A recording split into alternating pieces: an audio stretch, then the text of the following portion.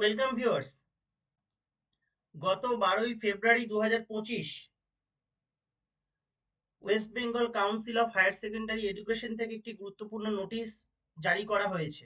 এই নোটিশটি আমি আমার চ্যানেলের কমিউনিটিতে পোস্ট করেছিলাম সেদিনকে, কিন্তু আজকে এই ভিডিওটি পোস্ট করছি একটি বিশেষ কারণে, যেটা আমি ভিডিওর মাঝখানেই বলবো, তাই প্রত্যেকে একটু মন দিয়ে শুনবেন। বিষয়টা কি? বিষয়টি হচ্ছে enrollment of the students of higher secondary examinations 2025 with fine। এবং এটি করা হচ্ছে কাদের উদ্দেশ্যে? প্রত্যেকটি স্কুলের যারা HM TIC তাদের উদ্দেশ্যে। all head of institution recognized by West Bengal Council of Higher Secondary Education। আপনারা প্রত্যেকেই জানেন, গত 6 ফেব্রুয়ারি 2025 এটা নিয়ে আমার একটা ভিডিও অলরেডি ওই ডেটেই আমার পোস্ট করা হয়েছিল।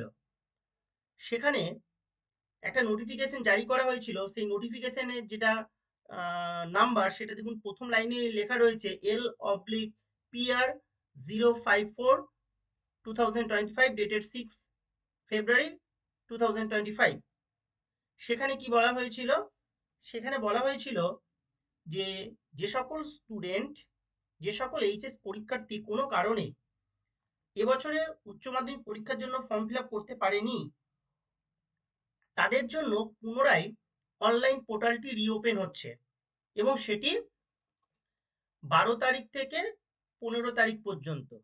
12/2/2025 থেকে 15/2/2025 শনিবার পর্যন্ত।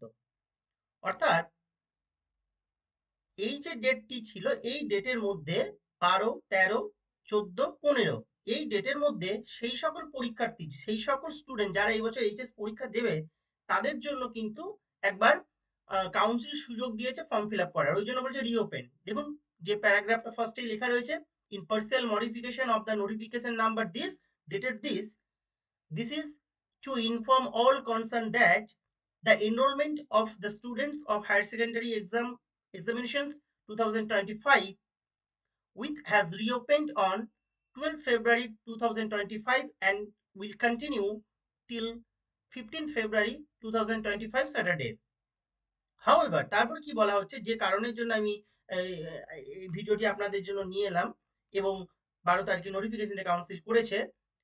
However, enrollment process will remain closed on 13 February 2025 on account of Shobe Barat as per order issued by Finance Department, Government of West Bengal, via memo number এত dated 11th February 2025। অর্থাৎ এই 13 তারিখে কিন্তু এনরোলমেন্টটা ক্লোজ থাকছে আর কি। কি কারণের জন্য সেটা আপনারা প্রত্যেকেই জানেন, যে গতকালকে 13 তারিখে একটা হলিডে ছিল, সেই কারণের জন্য। এবং সেই হলিডেটা কিসের জন্য? শবে বরাত উপলক্ষে। সেটা গভর্নমেন্ট অফ ওয়েস্ট বেঙ্গলের ফিনান্স ডিপার্টমেন্ট থেকে একটা নোটিশ জারি হয়েছিল গত 11/2/2025। তার ভিত্তিতে সেই ছুটিটা ছিল, সেই কারণে 13 তারিখে এই এনরোলমেন্ট প্রসেসটা কি ছিল? ক্লোজ ছিল। তারপরে কি বলা হচ্ছে দেখুন, all concerned are requested to complete the submission of enrollment form on 15th February 2025 Saturday positively by visiting respective regional offices within 10 AM to 6 PM। যেহেতু 13 তারিখে ছুটি ছিল, সেহেতু ওর ওই ওই ওই যে ফর্মগুলি যে রিজনাল অফিসে যে জমা করতে হবে, তার সঙ্গে কি কি ডকুমেন্টস দিতে হবে, সেটা কিন্তু গত 6 তারিখে যে নোটিফিকেশনটি করা হয়েছিল, সেই নোটিফিকেশনে কিন্তু বলে দেওয়া হয়েছিল এবং এখানেও বলে দেওয়া হয়েছে। আমি আর শেষের প্যারাগ্রাফে আছে, আমি পরে বলে দিচ্ছি। সেখানে কি বলা হচ্ছে, যে না 15 তারিখের মধ্যে, 15ই ফেব্রুয়ারির মধ্যে কনসার্ন রিজিওনাল অফিসে কিন্তু কি করতে হবে? এই সাবমিশন করতে হবে এনরোলমেন্ট ফর্মগুলি। এই যে এখানে দেখুন লেখা রয়েছে যে অল, এই যে লাইনটা খুব important, all concerned are requested to complete the submission of enrollment form on 15 February 2025 positively by visiting respective regional offices within 10 AM to 6 PM। অর্থাৎ 10টা থেকে, সকাল 10টা থেকে সন্ধ্যে 6টা পর্যন্ত কিন্তু কনসার্ন রিজনাল অফিসে এটাকে জমা দিয়ে আসতে হবে আর কি। যতক্ষণ না রিজনাল অফিসে এই পেপারসগুলি সাবমিট হচ্ছে প্রসেস কিন্তু কমপ্লিট হবে না। এবার যেহেতু 13 তারিখে ছুটি ছিল তাই এটাকে শনিবার 15 তারিখ পর্যন্ত করা হয়েছে, ডেটটাকে এক্সটেন্ড করে।